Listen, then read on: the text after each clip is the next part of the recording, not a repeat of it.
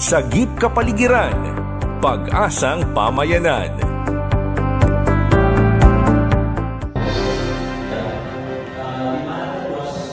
Isinagawa nitong October 25 ang pagdinig sa Sangguniang Panlalawigan ng Quezon hinggil sa panukalang pagtatayo ng Liquefied Natural Gas o LNG power plant sa bayan ng Mauban. Ilan sa naging resource person ay sina Father Warren Puno, Direktor ng Ecology Desk ng Lucena Diocese at kasalukuyang Chairperson ng Quezon for Environment o QUEEN, Attorney Hilary Go na kinatawan ng Center for Energy, Ecology and Development or CED. Pinaliwanag ni Attorney Go ang mga kadahilanan ng pagtutol sa pagtatayo ng LNG. Anito tulad din ng coal, hindi rin ito makakabuti at mas makakaambag pa sa lumalalang sitwasyon ng global warming at climate change.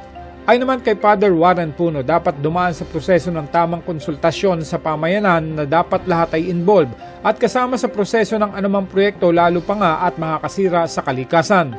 Subalit batay sa karanasan tulad ng pagtatayo ng Atimonan Power Plant na dating LNG ngunit naging coal at mga San Miguel Corporation Project noong 2018 na nabigyan kaagad ng Certificate of No Objection ng Sangguniang Panlalawigan, nakakalungkot hindi nagiging bahagi umano o di naimbitahan ang simbahan at iba pang sektor na maapektuhan ng proyekto. Sabi ni Puno, sana maimbitahan man lang ang simbahan at iba pang naapektadong sektor at dumaan sa tamang proseso ng konsultasyon ng anumang proyekto bago mabigyan ng Certificate of No Objection ng Sangguniang Panlalawigan o ng LGU. Sa mga public, yung public consultation na sinasabi, where they will present facilitated by EMB, where they will present yung kanilang tatayo, hindi mo nabibigyan yung pagkakataon kami eh. Actually po, yung sa Atimonan, yung public consultation doon, babalik ako po yung Atimonan kasi talagang hindi kami doon. Doon sa Atimonan, hindi kami pinagsasalita eh. Ayaw kami magsalita eh. Ang sabi ko, it's not a real public consultation kasi dapat i-present natin sa tao the pros and the cons of the project. Nilinaw naman ni Bukal Sani Ubana na wala pang Certificate of No Objection na ibinibigay ang Sangguniang Panlalawigan at Provincial LGU. Nasa proseso pa lamang umano ito ng bidding sa national level at ang Meralco ay isa lang sa maraming bidders para sa nasabing proyekto.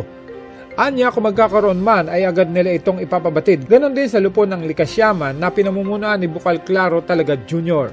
Samantala nagpahayag din si Jose Maria Nino Ribadia, kinatawan ng DILG Quezon. Anito may DILG Memorandum Circular Number 2022-018 na naka-address sa lahat ng LGUs. Nakasaad dito na dapat ipatupad at siguraduhing magawa ang responsibilidad ng LGU sa pagpapatupad ng Philippine Environmental Impact Statement System or PES sa anumang proyektong sakop nito.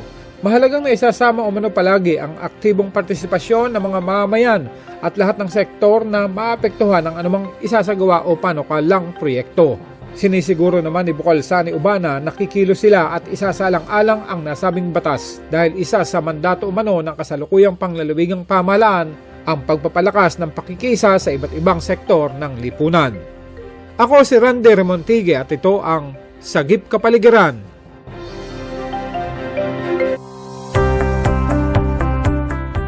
Sagip Kapaligiran, Pag-asang Pamayanan.